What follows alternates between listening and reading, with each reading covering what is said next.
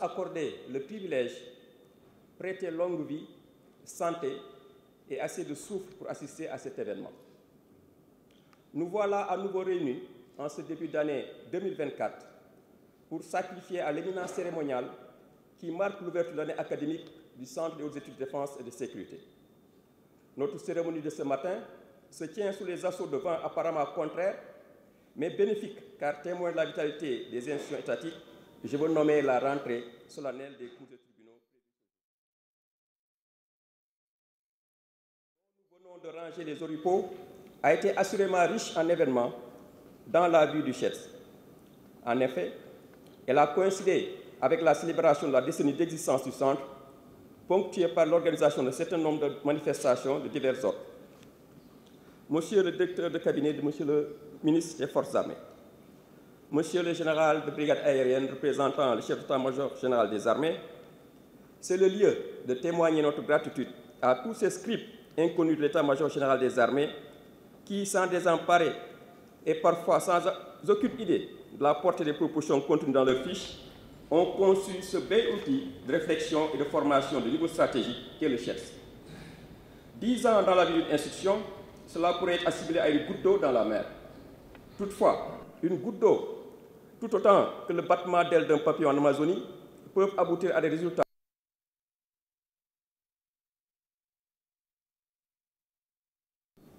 Lentement mais sûrement, les différents directeurs qui ont reçu l'onction du chef suprême des armées pour présider au décider du chef se sont fait l'ardente obligation de porter cette institution au plus haut des cieux. Et ceci, essentiellement dans l'exécution de ce sacerdoce qui est la satisfaction des besoins de l'État en connaissance et expertise sur les questions d'ordre stratégique liées à la sécurité, à la politique étrangère, à la science, à la technologie, aux phénomènes économiques et sociaux. Au fil des années, le chef a obtenu tout le soutien nécessaire pour avancer sa montée en gamme. Le tournant tant espéré dans l'offre de formation va se concrétiser avec le lancement de la formation doctorale à partir de la rentrée académique prochaine. Ce saut qualitatif est la suite logique de la nécessité d'assurer l'effectivité de l'autonomie stratégique sous toutes ces manifestations. À ce propos, je voudrais remercier M. le lecteur du cadre pour le partenariat fécond qu'il a bien voulu nouer avec le chef, partenariat qui permettra la mise sur pied d'un creuset destiné à faire prospérer une pensée élaborée d'abord par nous, pour nous, et assez opératoire pour répondre aux défis que les diverses forces adverses ne cessent de dresser sur notre chemin vers l'émergence.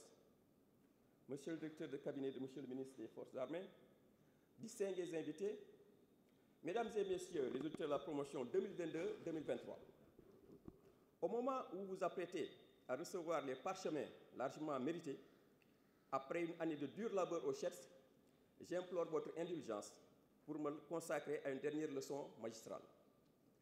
L'importation et la consécration de concepts et doctrines issus de réalités étrangères à celles auxquelles nos États sont confrontés nous installent dans les commodités anesthésiantes d'une pensée mimétique.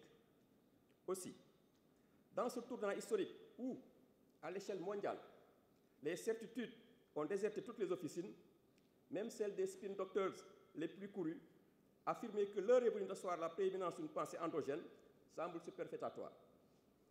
Les soubresauts liés à l'effondrement du mur de Berlin ont également fissuré et parfois effrité toutes les constructions théoriques cimentées dans l'espoir paresseux, sinon chimérique, de dividendes de la paix.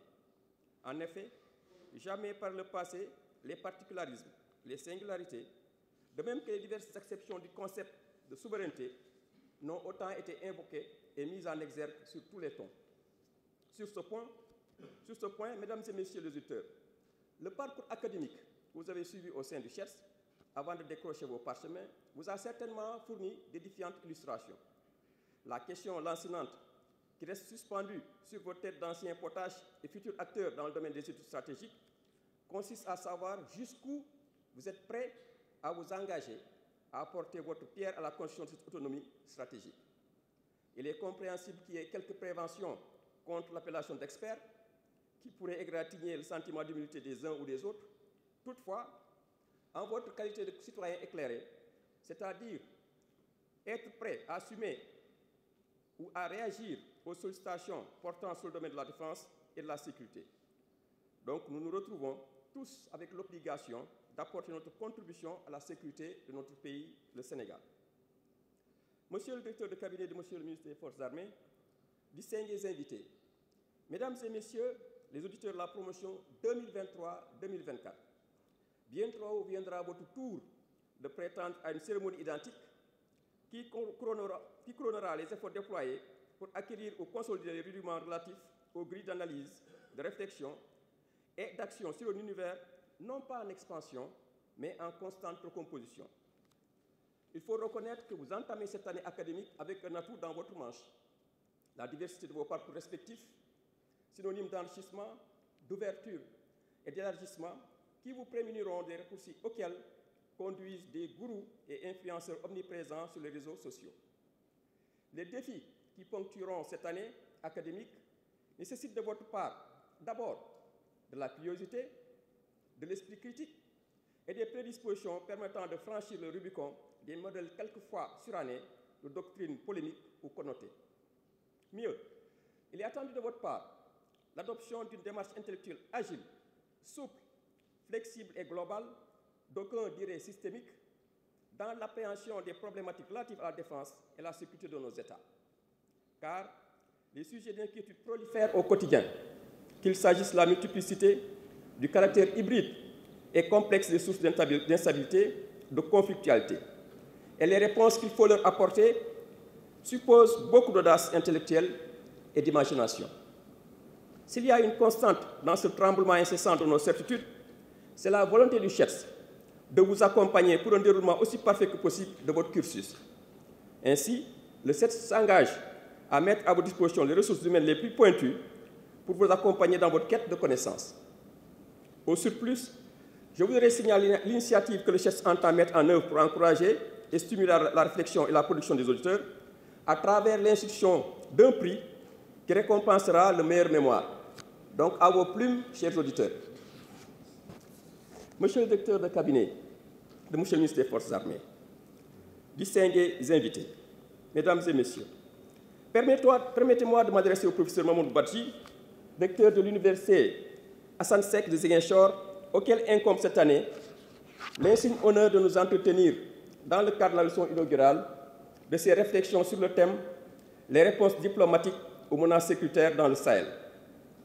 Le choix porté sur le professeur Badji résulte de la volonté du CHETS de témoigner sa gratitude aux doyens de la faculté de sciences juridiques et politiques qui, en 2015, n'a ménagé aucun effort pour concrétiser l'avènement du master défense, sécurité et paix.